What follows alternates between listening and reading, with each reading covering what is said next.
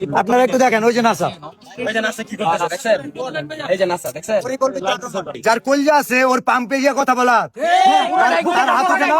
আজকে নাসা ভাই শেরপুরের মাটিতে বিজনেস করে, তার দোকানটা খারাপ রূপে ভেঙে দিতে পারতাম, কিন্তু আমরা করবো না। কিন্তু সেটা কিন্তু করলাম না।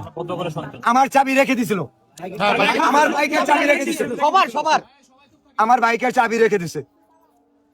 আমি জাস্ট একটা কথাই বলতে চাই, আমি যদি অ্যাকচুয়ালি থটস অফ বিল্লাল তার হ্যাডাম দেখায়, তার হ্যাডাম যদি থটস অফ বিল্লাল দেখায়, এর চেয়ে ভয়ঙ্কর কিছু হইতো।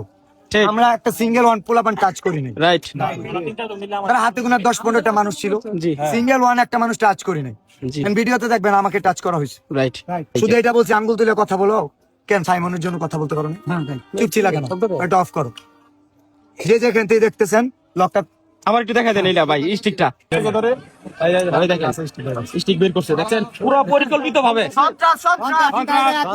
এই নাইলতাবাড়ির একটা ছেলে, এরকম একটা বাচ্চা ছেলে শেরপুরের কনিমিয়ার জন্য, এই চকপাঠকের মানুষের জন্য ভিক্ষা করতেছে আমার টিম, রাইট? পুরো বাংলাদেশের কন্টেন্ট ক্রিয়েটররা। ভাই আমিও আসছি, আর এই ছেলে স্টেক দিয়ে মারতে চায়। এটা কি থটস অফ বিল্লালকে মারা না মানবতাকে মারা? সারা বাংলাদেশকে অপমান করতে ভাই, পুরো মানবতাকে অপমান করা হয়েছে। কিভাবে পারে মানবতা? দেখেন হট স্টিক দিয়ে মারতে আইছে নাসা, এবং নাসার এখানে তারা পূর্ব পরিকল্পিত। আমরা গেছিলাম কনিমিয়াকে নিয়ে সমাধান করে মারামারি করার জন্য না, একজন কিডনি পেশেন্টকে নিয়ে গেছিলাম, যে কেন আমাদের মাঝপথে রেখে চলে যাবে। ও আসতেছে না। কনিমিয়ার বাড়িতে আমরা 2 দিন ধরে আসি, 48 ঘন্টা যাবত আসি, ও কেন আসতেছে না? ফোন দিলে ধরে না, রাইট?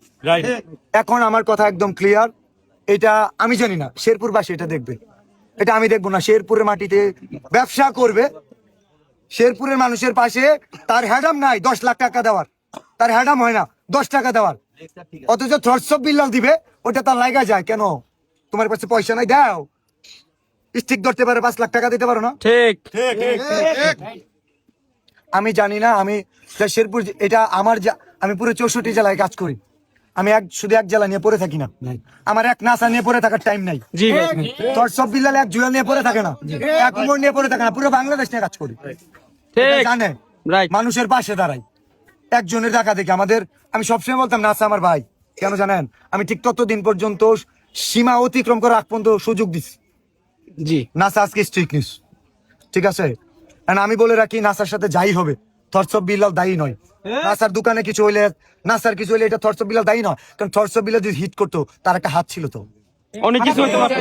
যার কলজা আছে ওর পাম্পে গিয়ে কথা বলা, তার হাত ওঠে না, সে পারতো না। জি ভাই, আমরা যদি হাতাহাতি করতাম অনেক কিছু হতে পারতো। আমার গাড়ির চাবি রেখে দিস, দেন আমি চাবি চাইছি, দেয় নাই।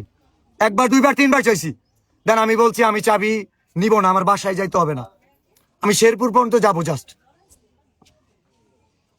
চাবি দিয়ে this. What is this? Stick হাতে নিতে চাও, চাবিটা রাইখা দিতা, দিয়ে দিয়া কেন চাবি? এত হ্যাডাম আমার রাইখা দিতা, আমার বাইন্দা রাখতা তুমি।